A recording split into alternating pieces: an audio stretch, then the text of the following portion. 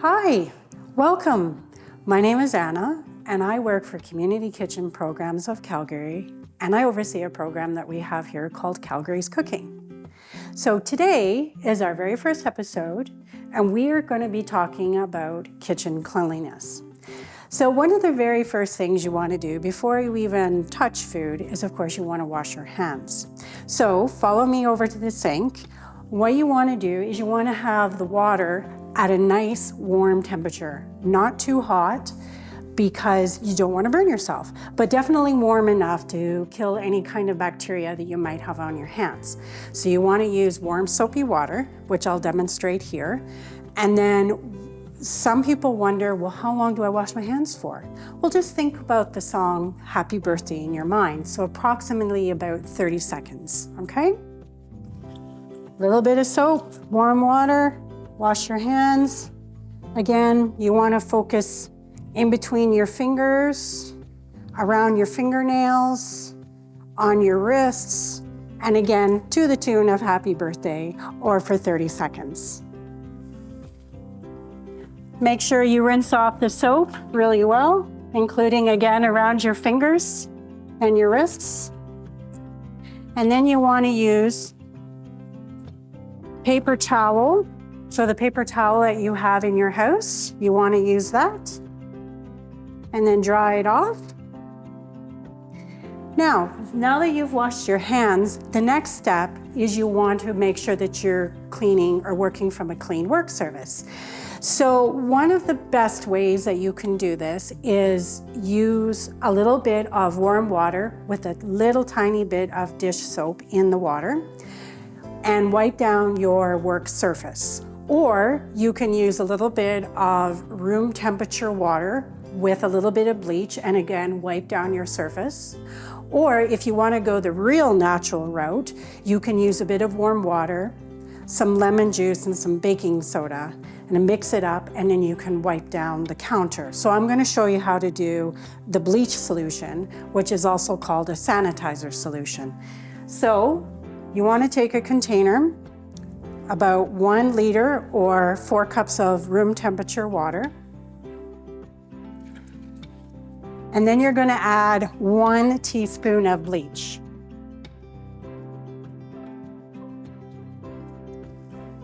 So there's my water. Here's my bleach. And I have a measuring spoon as well. So 1 teaspoon of bleach is approximately 1 small teaspoon that you would have if you were going to stir up a cup of coffee with sugar. So it's a very, very small amount.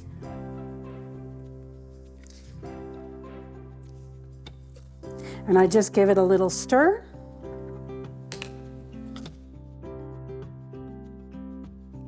And then I just add my cloth to it. Now, the other thing that you want to do as well is if you have any kind of jewelry on your fingers, so if you're wearing rings or even if you're wearing a bracelet, you might want to consider removing that. If not, my suggestion then would be to wear a glove. Now, the reason why that can be an issue is that bacteria can live in between the finger, between your finger and the ring, or bacteria could be sitting underneath the surface of the ring. So to prevent, potential foodborne illness, you want to remove all your jewelry or wear a glove. Now in this case, I have latex gloves. If you are allergic to latex, you can certainly buy latex-free gloves at any grocery store. They have them everywhere. The other thing that I would suggest as well is that if you have a cut on your finger and you have to wear a Band-Aid, you're definitely going to want to wear a glove. It's always a great idea to carry a first aid kit in your kitchen. So as you can see, Band-Aid on my finger, and now I'm going to put on the rubber glove, and I'm going to do it to the other hand as well. Now from there, I'm going to be able to wipe down the counter. So again, my bleach solution, which is 1 liter of water to 1 teaspoon of bleach. and I am just wiping down my counter. And this is a really good habit to get into. The other thing too is wipe down the surface of your stovetop, including the knobs of your stovetop and the handle. And if you have drawers that you're going to be going in and out of during your cooking process, I would also wipe down the knobs of your drawers and your doors, because again, those are one of the popular spots in a kitchen where bacteria likes to hang out. Now the next thing that we're going to focus on is, now that we have wiped down the counter, we are ready to set up our workstation. So for most of us, we usually have a cutting board that we like to use. So what I like to do is I like to have a variety of cutting boards, because for each job or each type of ingredient that you're going to cut or put on your cutting board, you want to make sure that you're not using the same cutting board. And the reason being is you don't want to do any cross-contamination. Okay, so I will show you.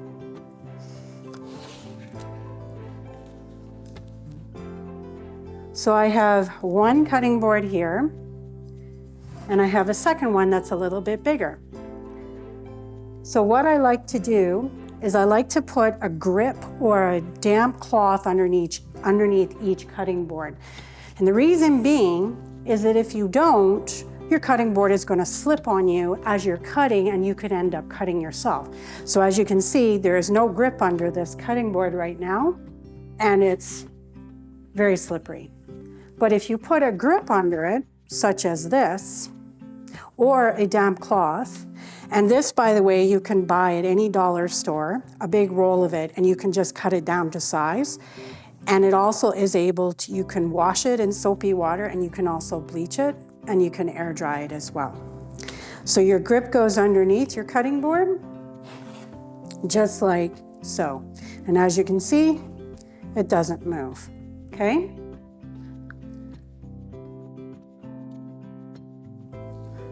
So again,